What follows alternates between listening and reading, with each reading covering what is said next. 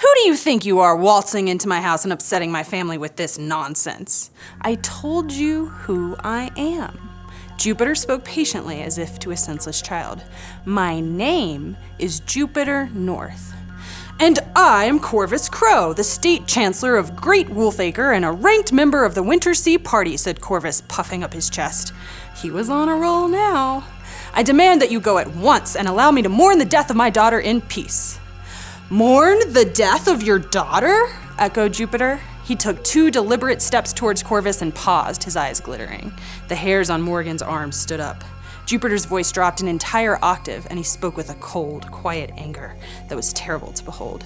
Can you possibly mean the daughter standing right in front of you, the one who is demonstrably, superbly, brilliantly alive?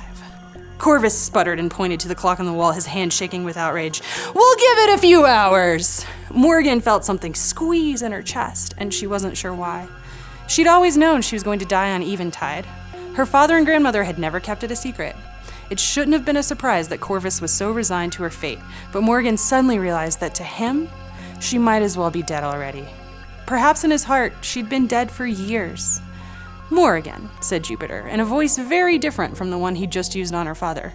Don't you want to live? Of course I want to live, she said quietly. It was the first time she'd ever spoken the words aloud. The tightness in her chest eased a little. Good choice. Jupiter smiled. The cloud disappeared from his face as quickly as it had arrived. Death is boring. Life is much more fun. Things happen all the time, unexpected things. Things you couldn't possibly expect because they're so very unexpected. For instance, I bet you didn't expect your so-called death to arrive 3 hours early. Morrigan felt something powdery land on her face. Wiping it away, she looked up to see the light fixtures shaking and cracks appearing in the plaster. The floor began to shake, and in the distance, Morrigan heard something like heavy rain or rolling thunder, or was it hoofbeats?